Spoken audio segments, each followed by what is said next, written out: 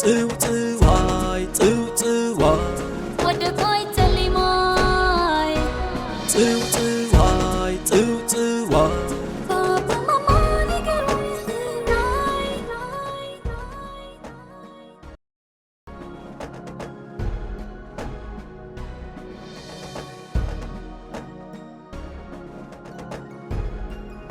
ቅድሚ ብዙሕ ዓመታት ኣብ ሓደ ጫካ ኩሎም እንስሳታት ኣብ ሓንቲ ማይ ዝሰትይሉ ቐላይ ተኣኪቦም ነበሩ። ኩሎም ድማ ሓዚኖም ነበሩ፣ ምኽንያቱ ሓደ ሓድሽ ኣንበሳ ኣብቲ ከባቢኦም ስለ ዝመጸ። እዚ ኣንበሳ ሓደ ደንዳን እዩ ዝነበረ። ሓደ ግዜ ንኣፍንጫ ሓርማዝ ኣሲርዎ፣ ብሩታታት ኣብ ቀርኒ ናይ ጉማረ የእትዩ፣ ወረግ ሓደ መዓልቲ ኣብ ቆርበት ናይ ሓንቲ ዘራፍ ስኢሉ። ስለዚ ኩሎም እንስሳታት ተኣኪቦም ከመይ ገይሮም ነቲ ኣንበሳ ክሰግዎ ይኽእሉ ይዝትዩ ነበሩ። ከምዚ ኢሎም እንዳዘተዩ ከለዉ ኣብ ላዕሊ ኮይኑ ሓደ ህበይ ይዕዘቦም ነበረ። ኣብ ላዕሊ ኮይኑ ድማ ይስሕቖም ነበረ። እንታይ ኮንካ ትስሕቕ ኣለኻ? ዝስሕቐሉ ዘለኹ ምኽንያት ክሳዕ ክንደይ ነዚ ኣንበሳ ትፈርሖ እንዴረ? ኣነ ፈፂመ እኳ እየ ዘይፈርሖ። ክንደይ ዓመታት ኣብ ትሕተይ እኳ እየ ዘስርሖ። ኩሎም እንስሳታት ናይ ህበይ ዘረባ ኣስሓቖም።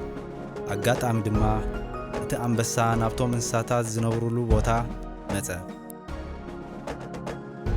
በቲ ብርቱዕ ድምፁ ገይሩ ጋዓረ። ከምዚ ኸዓ በሎ፣ እንታይ ኮንኩም ኢኹም ትሕቡ ዘለኹ? እንስሳታት ኩሉ ህበይ ዝበሎ ንኣንበሳ ነገርዎ።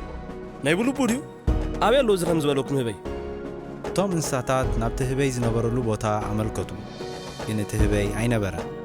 እቲ ኣንበሳ እንዳንጸርጸረ ክደልዮ ነቲ ህበይ ተበገሰ። ካብቲ ቐላይ ርሒቑ እቲ ህበይ ኣብ ሓደ መገዲ ኮፍ ኢሉ ነበረ።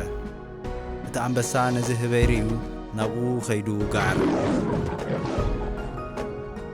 እቶም እንስሳታት ብዳሕረይ ኩሉ ዝበልካዮ ነጊሮምኒ ንኣንበሳ የፍርሑ ደ ዝበልካዮም? ኣብ ትሕቶ ይሰርሕ ዲኻ ኢልካዮም?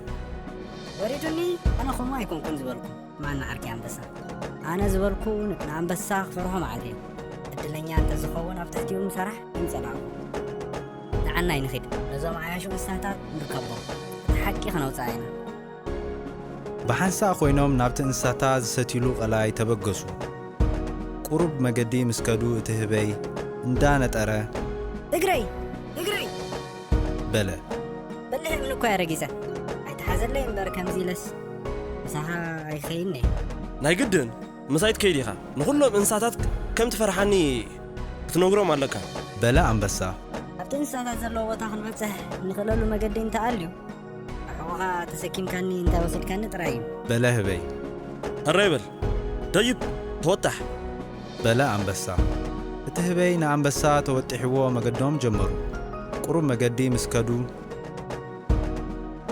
እቲ ህበይ እውይ እንታይ ኮንካ? ተወጢሕካ ክኸይድ ብጣዕሚ ጸጊሙኒ እዩ ዘሎ። ገለ ልስሉስ ኮፍ መበሊ እንተትገብረለይ መሓሸኒ ነይሩ በለ። እቲ ኣንበሳ ድማ ነቲ ህበይ ልስሉስ ኮረሻ ካብ ቆጽሊ ሰሪሑ ገበረሉ። እቲ ህበይ ኣብቲ ኮረሻ ኮፍ ኢሉ በለ። እጂ ግርም ኮይኑ ከምኡ ኢሎም ድማ መገዶም ቀጸሉ። ቁሩብ ከይከዱ እቲ ህበይ እውይ በለ። እቲ ህበይ እንታይ ትጸገምካ? ካብዚ ኮረሻ ኸይወድቕ እንደ ፈርሐ ገለ ዝሕዞ ነገር ተትህበኒ መሓሸኒ ነይሩ። እቲ ህበይ ነቲ ኣንበሳ ክሳዱ ሓረግ ጠምጠመሉ።